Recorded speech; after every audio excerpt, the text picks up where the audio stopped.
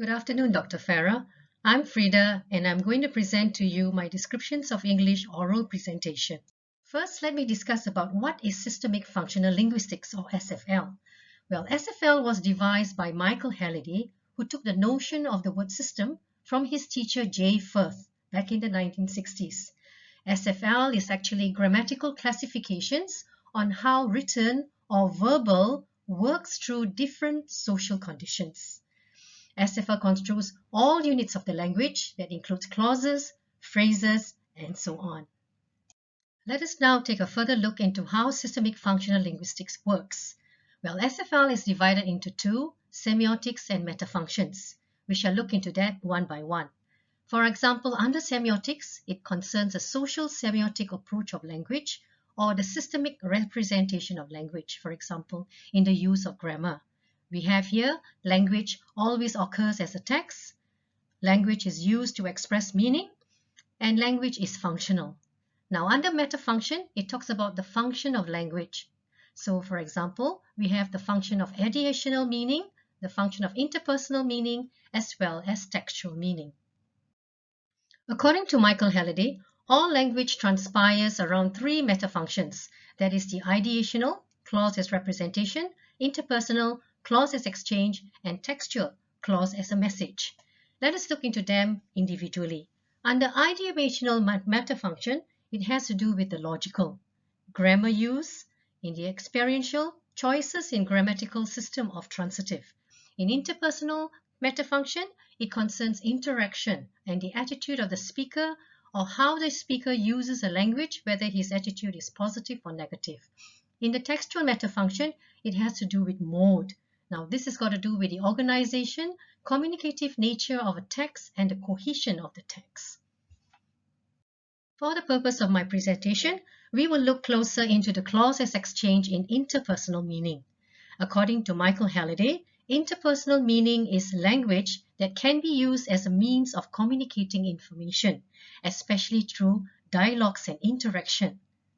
There are two foundational types of speech function through dialogues, that is giving and demanding, through the mood system and modality. We shall look into that further. Let us now look into the mood system. Well, the mood system is a clause that contains a mood and a residue.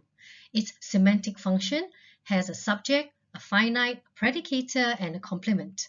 The subject is usually a nominal group that carries the modal responsibility or validity of what is being said, questioned, or commanded. The finite is the verb group and the main tense of the speaker's attitude. And this accomplishes two interpersonal functions. One, the time that is connected with the speaker, and two, the modal connected with the speaker's opinion. The mood system also contains a predicator, which is the verbal group but considered non-finite. It also contains a complement, which is a nominal group or a noun, and the mood system also can have an adjunct, which is an adverbial group or prepositional phrase. Let us now look at a sentence that contains the mood system. She is talking about the K-pop concert. Now here we have she as the subject and is the finite. So the subject and finite will make up the mood. The rest of the sentence, talking, which is the predicator, about the K-pop concert, which is a complement, is the residue part of the mood system. Interpersonal meaning in the clause of exchange would mean that there would be many speech roles in communication.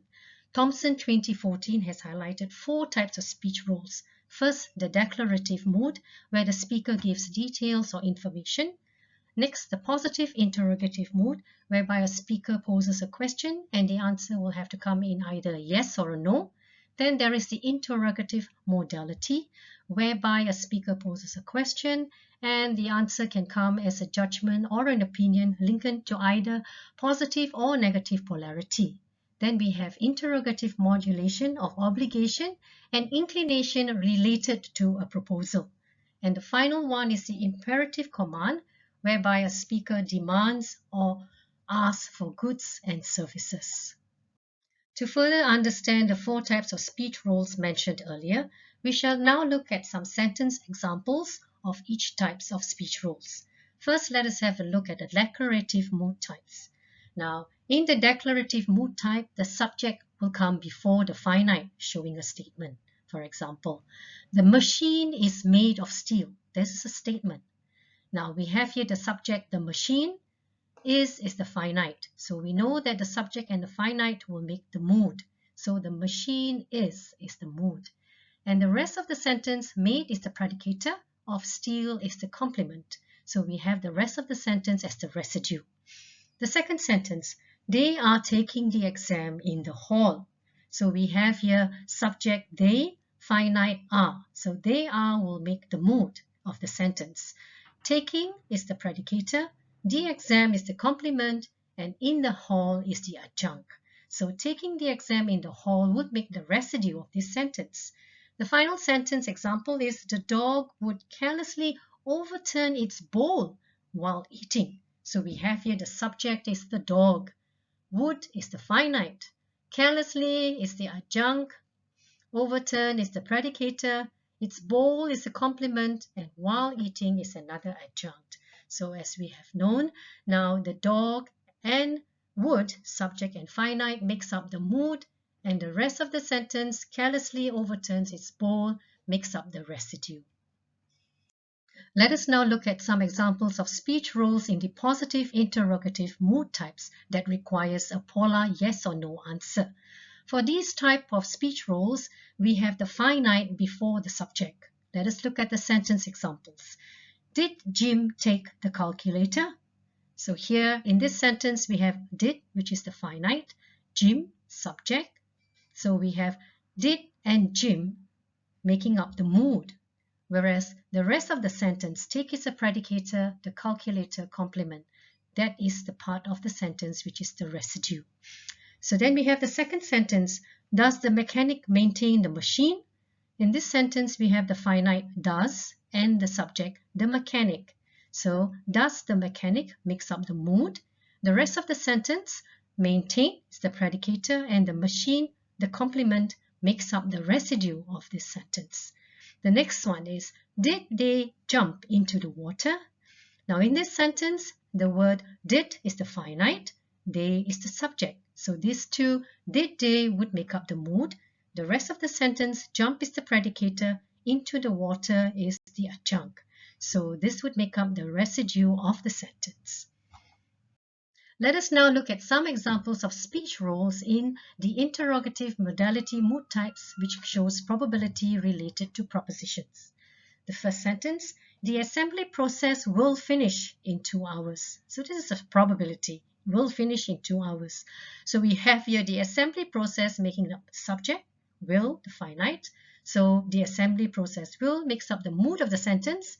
Finish is the predicator, in 2 hours is the adjunct. So this part of the sentence makes up the residue. So then we have the next sentence, the mechanic maintains the machine usually once a month. So we have here the subject, the mechanic, and the finite maintains. So these two, subject and finite, the mechanic maintains, makes up the mood of the sentence. The machine is the complement, usually once a month is the adjunct. So this part of the sentence would be the residue of it. So then we have the third sentence, he will be attending the party. He will be, but we are not so sure. So here, he is the subject, will is finite. So this is the part that makes up the mood, he will.